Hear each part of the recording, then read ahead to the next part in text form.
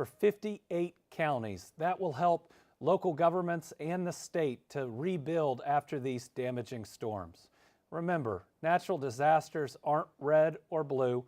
They're not partisan at all, and it takes all of us working together to get these types of declarations, but more importantly, to help our families to rebuild and to move forward.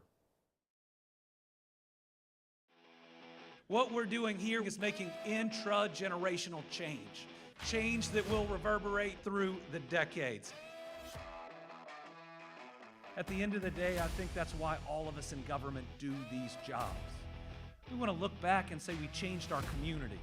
We created more opportunity for every single family that's out there, regardless of their politics, regardless of where they live.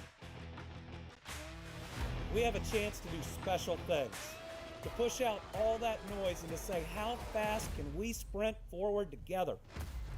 How can we think about things differently to provide for our people? How we can bring more prosperity that our families will see for decades to come. So let's keep after it. Let's not rest for a minute and make sure that everybody is a part of the prosperity to come.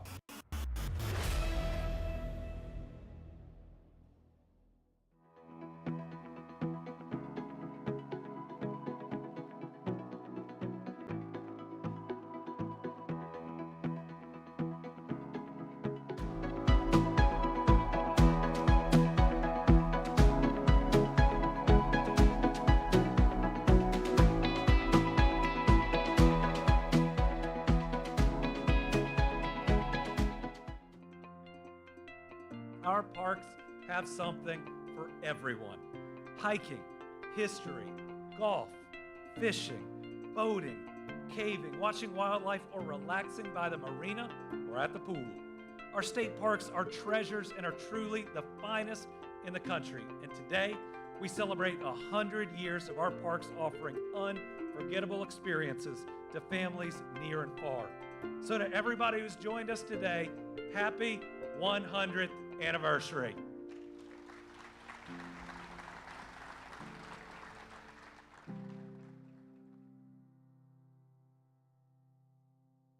Hey everybody, it's Andy. It has been an exciting couple of weeks and we've welcomed a lot of new followers and friends. We hope you'll stick around because we've got great things going on in Kentucky. We've broken every economic development record. We're creating better jobs at higher wages, bringing healthcare to all corners of our Commonwealth. We are taking our place as a national leader, and we can't wait to share all the good news with each of you. So once again, stick around, invite your friends. Let's create a better Kentucky. Let's create a better United States of America.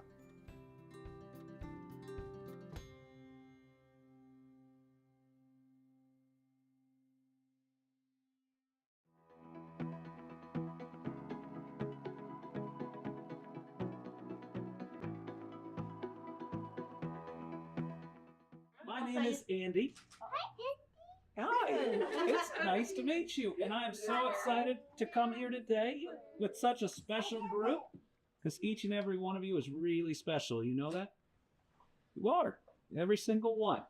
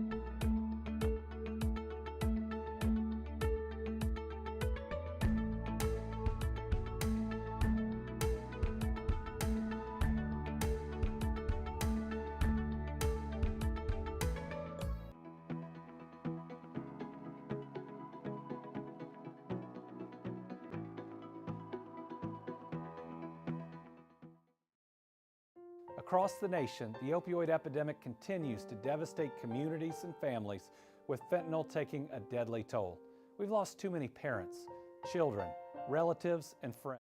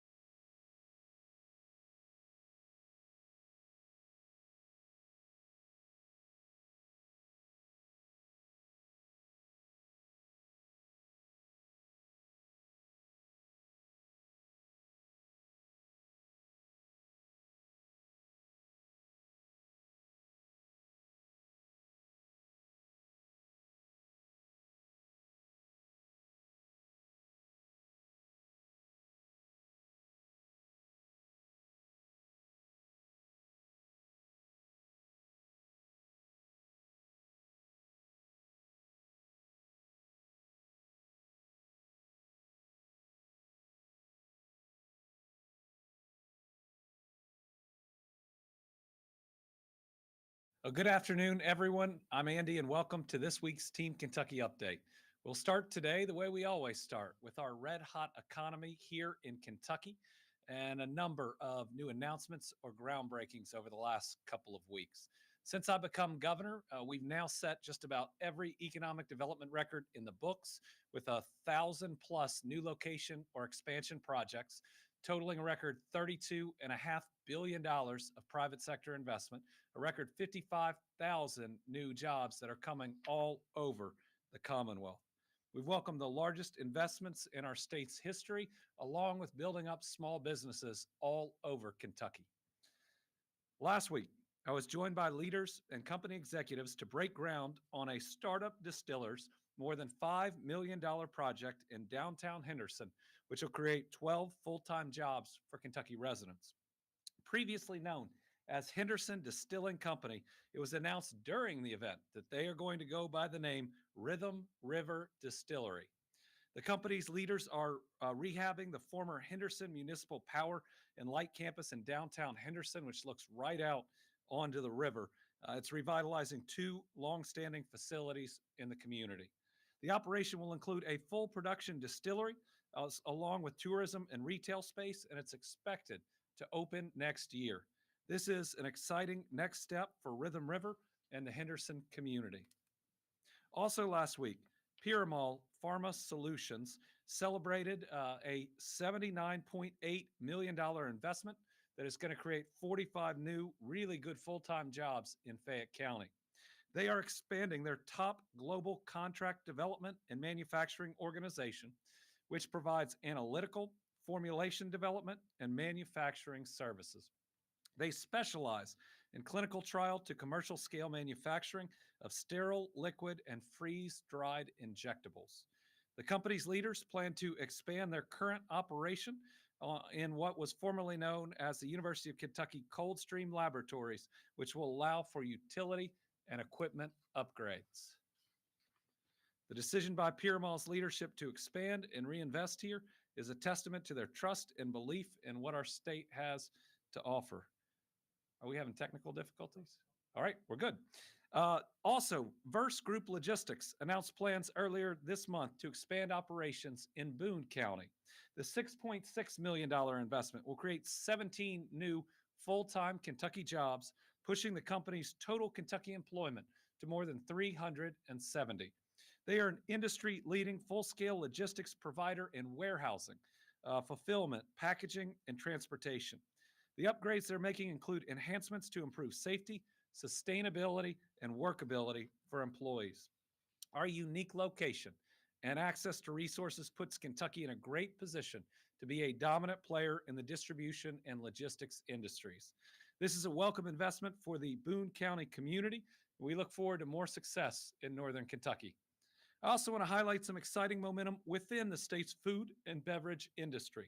Clark Beverage Group and Clark Distributing Company is an industry leader in the distribution of both non-alcoholic and alcoholic beverages. The company will invest nearly $130 million to expand and establish a new corporate headquarters and distribution facility in Bowling Green, creating 20 new good-paying Kentucky jobs.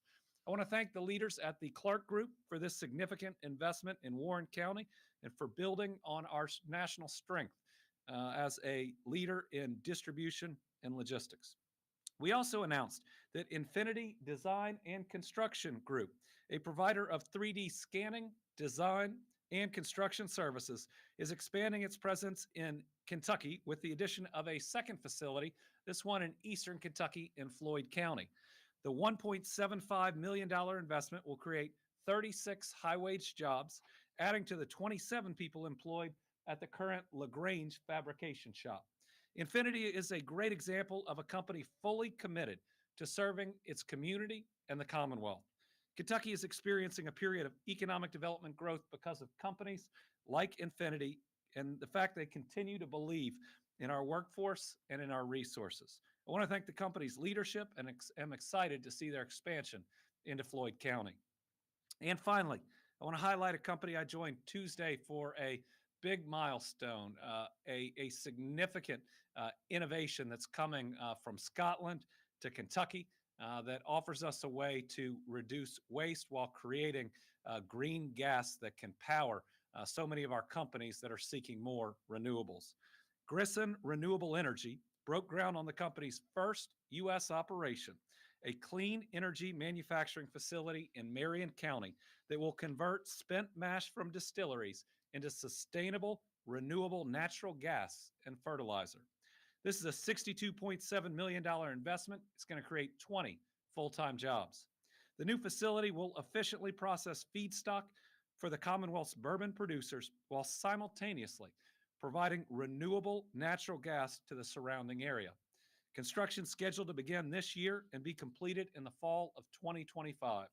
This is an incredible project for the Marion County community that will have a positive impact on the Commonwealth sustainability initiatives that ultimately move us ahead. This is a company that provides a significant amount of power in Scotland, but what it's going to be able to do, taking waste that is already a challenge for the industry and turning it into green gas, is a really exciting project, and we think the first of many. Very much appreciated the company's leaders that were in town. They came in to meet with me in my office not too long ago, and we talked through our excitement for this project and how we wanted to make sure we brought it here to Kentucky. Today, we're also going to have additional infrastructure awards. Specifically, I'm pleased to announce today that Team Kentucky is awarding $18.6 million in community grants to improve transportation in our state. These grants from the federally funded Transportation Alternatives Program will directly benefit Kentuckians by paying for a dozen new projects to improve or install sidewalks, shared use paths, and trails. And $3 million of the grant funding will increase the budget for 10 similar ongoing city projects around the Commonwealth. It'll help those communities deal with inflation and rising costs to make sure they get the projects done. These projects will make a big difference in the lives of Kentuckians. First, they make our families safer. Second, they provide better, more accessible options for walking, cycling, or just enjoying our beautiful outdoors. And they will offer new recreational opportunities that are available to every Kentuckian as we build our new Kentucky home. In Johnson County, the fiscal court will use $4.7 million for the Kentucky 321 shared use path. We have Judge McKenzie from Johnson County with us today. If he'd please come up, accept this check, and tell us a little about the project. Congratulations.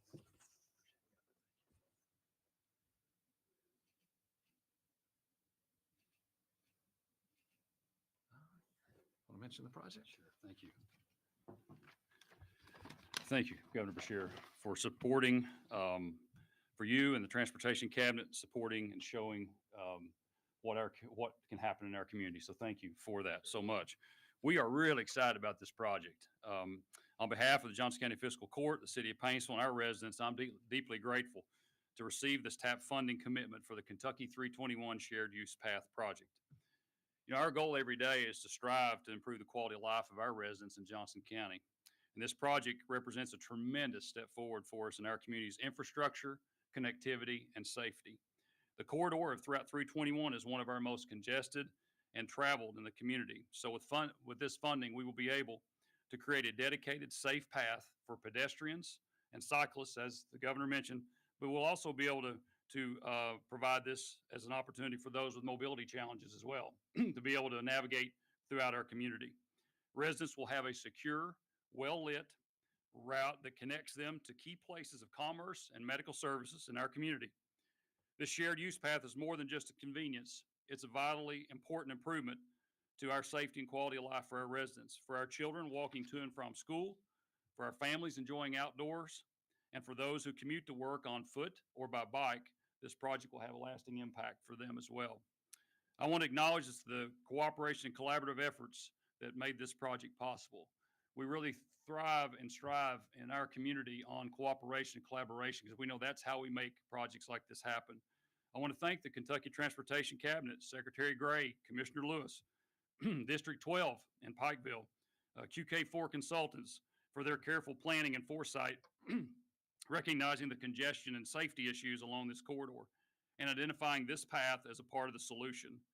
I want to thank the city and county governments in our community partners. And I want to thank Regina McClure, our community development coordinator, because this is how we make projects happen in our community, is through collaboration and cooperation.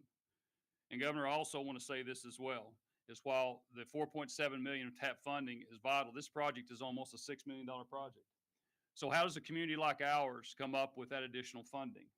Well, thanks to you and the state legislature and all those who advocated for it and supported it, the remaining local matching funds will be made available through House Bill 723. I can't stress enough the importance of this legislation to small communities like ours. We would not see projects like this materialize without the support of House Bill 723. So thank you, the legislators, and all those who advocated for that program, because it is truly, with this project, it's going to make a difference, but it's also going to make a difference in a lot of other projects that we have planned in our community. So thank you for that. The investment in this project will make Paintsville and Johnson County a safer, healthier, and more connected place to live, work, and learn. And we're ready to move forward, and we're excited for the future, and we're grateful for this opportunity to make such a meaningful difference and experience in our community. Thank you, Governor. I appreciate it. Thank you. Well, an exciting project. Thank you for your leadership. And it's been incredible, especially these past 8 or 9 months, to travel around Kentucky and to see the optimism and the excitement. You know, it feels like there's a veil of pessimism hanging over our country, but that's not where we are in the Commonwealth. Everybody trying to come up with the best projects to move our people ahead. We appreciate your leadership. Next, let's hear from Mayor Gordon and celebrate Lexington's $3.5 million in grants for the Lane Allen sidewalks and the Harrodsburg Road Trail.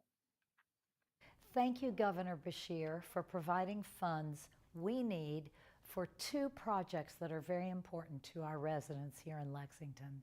First, funds for a shared use path from Dogwood Trace to Manowar. We are working to connect more and more neighborhoods to our trail network, and this is a big step forward. Secondly, funding to close the gaps in sidewalks from Harrodsburg Road to Traveler Road. Sidewalks are essential to health and safety. Both of these projects offer opportunities to our residents to get outdoors and enjoy healthy exercise. So again, thank you very much, Governor Beshear, for supporting our city. Thank you to Mayor Gordon. In Georgetown, nearly $2 million will go to a second phase of sidewalk improvements and moving them forward. Here's a message from Mayor Jenkins. The Georgetown Sidewalk Improvement Phase 2 project will pick up where Phase 1 project left off. The extension of the sidewalks from Royal Spring Street to Elizabeth Street will expand connectivity to more residents and make the city of Georgetown a better, safer, and more walkable community. This project has been a community priority for many years, and we are thrilled to have the opportunity to bring it to fruition. We appreciate the Commonwealth's continued support of Georgetown, Scott County. Thank you. I'm so excited about this pipeline of infrastructure projects coming to these communities and others across the state. A full list will be included in the press release that comes out right after this press conference. Today, we have another update on our work to support our veterans. Our veterans are the very best, and they deserve the very best in return, which is why we believe it is nothing short of a sacred duty to support and care for these heroes. We will always honor those who fought on our behalf and in our defense, those who sacrificed their time, their health, and sometimes even their lives. And we pray for all those lost and for those who continue to serve. I know that all Kentuckians are committed to the hard work of being worthy of these sacrifices which sustain us. One way we continue to support our veterans is through our Veterans Program Trust Fund. Following September's Trust Fund meeting, the board approved and awarded $145,000. That brings the total awarded since December of last year to more than $955,000 to 29 grantees. The latest awardees include a grant to Paul's Ability in the amount of $10,000 to cover the expenses of training and the placement of 2 service dogs with local veterans or first responders struggling with PTSD. Horse Sensing was awarded $20,000 to provide 9 months of support for veterans in Horse Sensing's residential therapeutic job training and placement program. Kentucky Habitat for Humanity was awarded $90,000 to provide critical home repairs for low to extremely low income Kentucky veterans. To learn more about this great program, visit KDVA's website, veterans.ky.gov.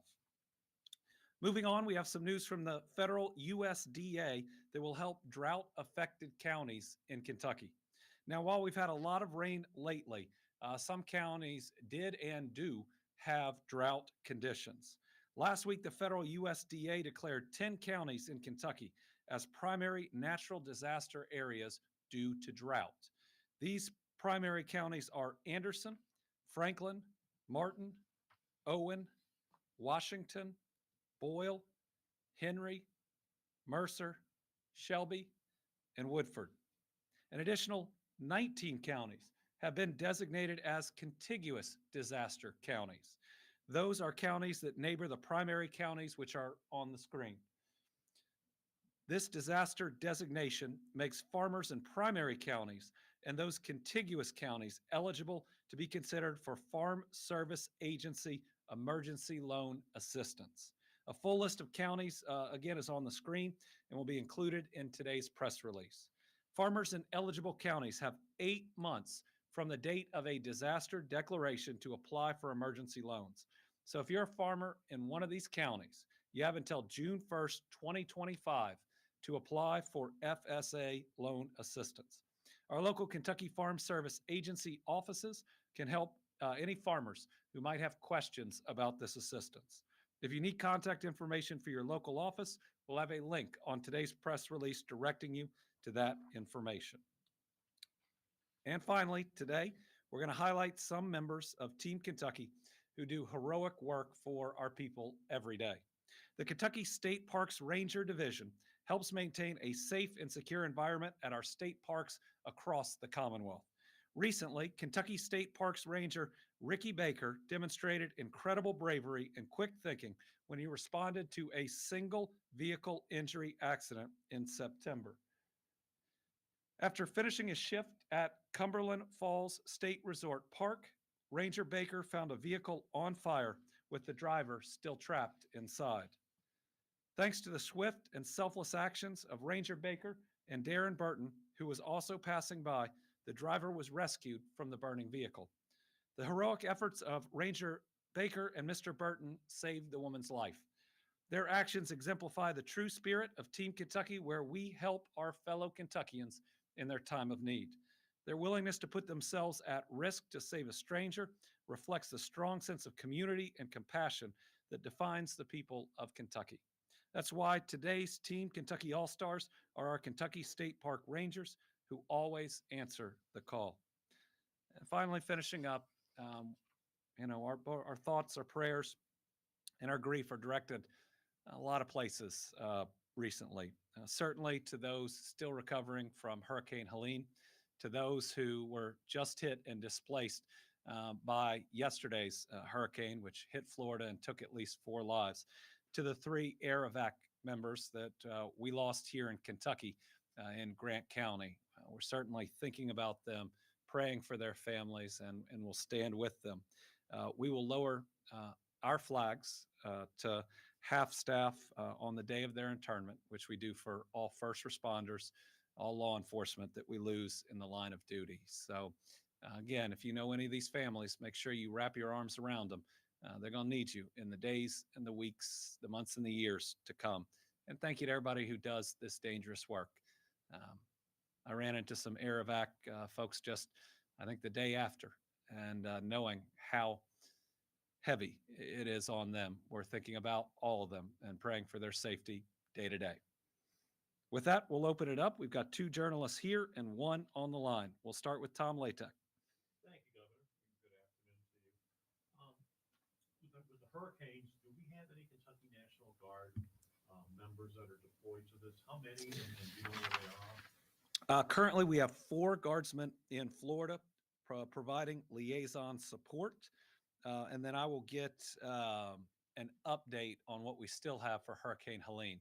We'd had Kentucky State Police dispatchers to help with 911. We'd had multiple transportation crews, primarily from Eastern Kentucky, that had headed that way. And we had some National Guard that were there. We'll get an update if that mission continues. What you see after these disasters is you bring in resources for a limited period of time and then replace them. And of course, as you progress, the mission changes.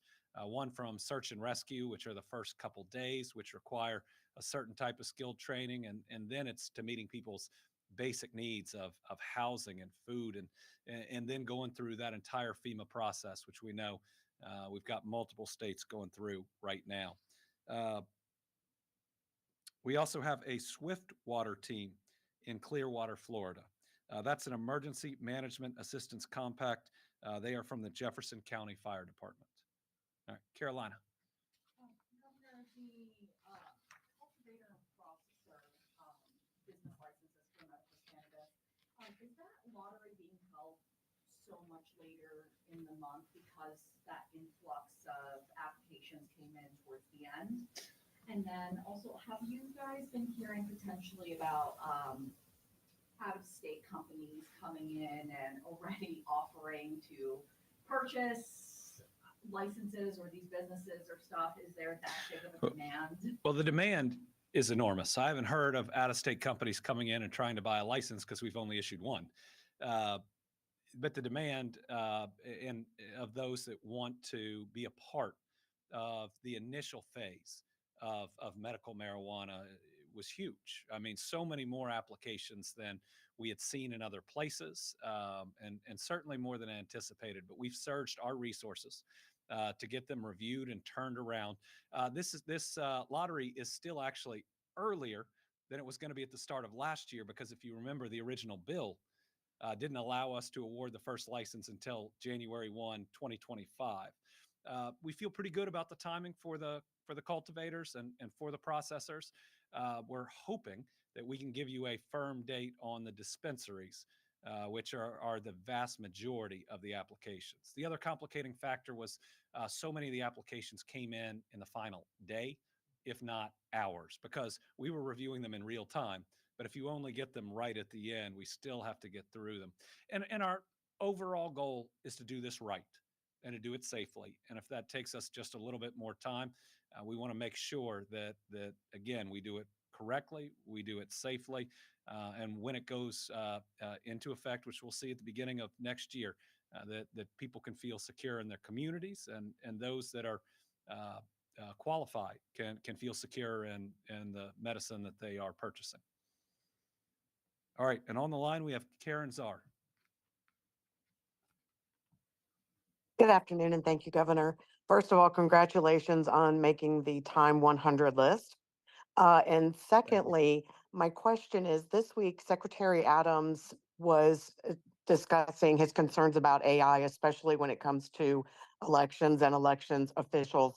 What are your concerns, and do you agree that lawmakers in Kentucky need to move forward with something to help regulate it in the upcoming legislative session? Thank you. AI is a big topic both in elections and outside of it, and it's important to try to get it right in terms of overall regulation, and they're certainly looking at this on the federal level. Now, this is an innovation that has the capability of transforming our entire economy, making new breakthroughs in many different areas, and so it has real potential. But as we've seen, it can also be used to do the wrong things. What it can do on people's voices, what it can do in pictures, what it could do potentially to spread disinformation. One of the biggest challenges we have overall with elections right now is misinformation, disinformation, or we can just call it a whole lot of lies that are out there. It used to be that you could push your positions as hard as you want, but they had to be based in reality and in fact. And that's what we need to get back to. Now, while our elections could have been rough then and were, at least they were still an exchange of ideas, and not a denial in some instances of reality. So I think we've got to look at our elections going forward and figure out how we put the right guardrails in place to ultimately get people the information they need to make an informed decision that is based on real facts about the different candidates, and not all this stuff that people are spewing right now out there in an attempt sometimes to intentionally mislead people, but thinking that's okay if they somehow get their vote. Right is right and wrong is wrong, and we can't forget that in our elections either. Okay, thank you all, everybody. We did this one in 25 minutes. That might be a Team Kentucky record. Thank you all.